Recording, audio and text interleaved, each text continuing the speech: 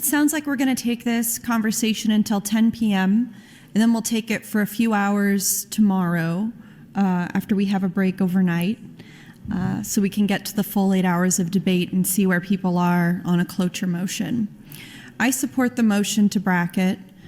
Without Senator Wayne's amendment, which failed by just a vote, there is no way that I can support LB496, and I know there's many colleagues who feel the same way. Colleagues, a wrongful arrest could happen to anyone. I think that a lot of the people who are inclined to support LB496, which allows or requires anybody who's arrested, when they're arrested, to get swabbed for DNA and for that DNA to be put in a database. I think the people who support this bill think that that could never happen to them because they are not the kind of people who have ever been targeted by law enforcement, or they don't have family members who have been wrongfully arrested. Or maybe they had an exchange with a law enforcement officer and the officer let them go. I can think of 4 or 5 examples from when I was age 15 to 18 or 19 where I had an interaction with law enforcement and I was breaking the law and the cops let me go home. Or the cops knew my parents and said, you know, we're going to talk to your parents about this young lady. This is small town stuff. This is stuff that a lot of people from rural Nebraska can relate to. So when the cops know your family and the cops know you, they let you go. Or they say, you know, this is your warning when you're young and you're making mistakes. I could have easily had something worse happen to me in custody of law enforcement or whatever else. And I'm aware of why that probably didn't happen, and all of you are too, but a wrongful arrest could happen to anybody.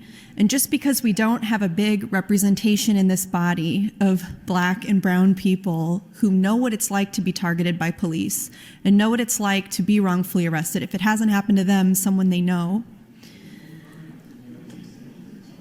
I think that maybe it's a problem of perspective that makes people support this bill when they don't really understand the harm that it can do. A lot of proponents of LB496 were all mark of the beast and you're never going to put that in my body, my choice, etc. when we were talking about COVID testing and vaccinations. Which, by the way, in Nebraska, COVID tests are not mandatory, vaccinations are not mandatory, and they never will be. And I'll bet the farm on it, like they will never be mandatory in Nebraska. But now, the same people who are against those public health measures want to create a huge database of people's genetic code. So colleagues, which government tyranny do we accept? We don't accept tyranny. What was the bill we had up this morning? Senator Vargas's Adopt the Meatpacking Employees COVID-19 Protection Act. Opponents of that bill were saying, this is government tyranny, this is intrusion in private business, blah, blah, blah. But then they're up here supporting a bill to say people who are innocent, not guilty, did nothing wrong, have to put their DNA in a database. So which government tyranny is okay, colleagues? You can think what you want, but I'm just asking for a little bit of consistency. 1 minute. And some of you are fooling yourselves if you think that the prosecutors in this state are going to agree to any kind of sentencing reform after they do their CJI study and their whatever they're doing for the siting and planning for the new prison.